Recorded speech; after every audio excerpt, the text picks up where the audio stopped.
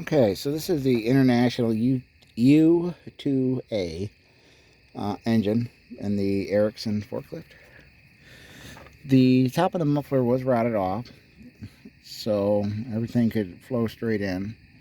This cylinder here was filled all the way to the top with coolant. These ones all had coolant, but that one here, it literally, when I pulled the plug, it came out. So I would say it probably had a blown head gasket even before it sat, but definitely having the valves in the open position did not help. You can see it's quite, seems to be quite scaly. So my plan is to just buy the full rebuild kit. So you got your, you're gonna have your new pistons, rings, sleeves. I think these are dry sleeves. I'm not really sure. Gaskets, shims, wrist pin bushings, and all that other stuff, and just be done with it. Anyway, it's about $500, give or take, depending on who you buy it from. So, not that bad of a price.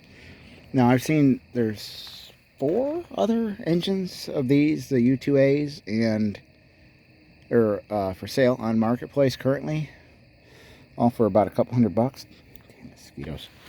But they're all, every single one of them is locked up. So why buy another engine that's locked up when I already have one that's locked up? It doesn't make any sense to me. So I'll just put the money towards fixing this one. I'm not noticing any cracks in the block at the moment. I know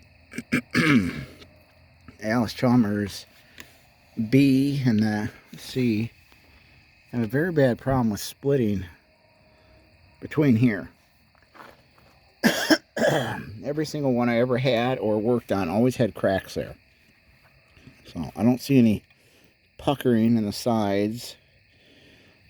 So I don't think it's split. I think it was just a blown head gasket and having the valves in the open position. And this isn't the exhaust, but basically the exhaust was the same way. It was, or well, not the same way because this has a cap, but everything just pours straight in.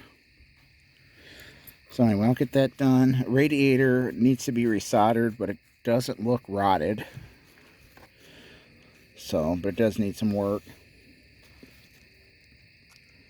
But yeah, got some nice moss growing on it. It's very pretty green under this camera light for some reason. Got the transmission off, so we can get to here. I have to order a new clutch and pressure plate and all that.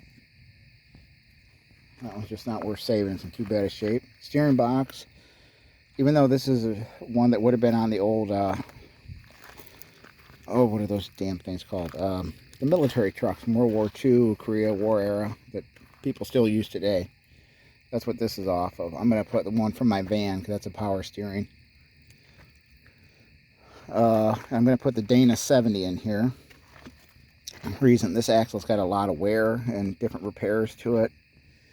And it's the same ratio for strength, weight-wise. So, and then I can put newer style rims and tires, get rid of these split rims, and I can still get like a 12, 14, or 14 ply tire. So it'll end up having the power steering, so newer steering box, newer model axle, easier to get parts, rebuilt motor, hydraulics for the most part, like the tilt cylinders. Those are, I'm just most likely just gonna get replacements. Most of this stuff is just gonna get replaced. So yes, it'll have quite a few modern things on it.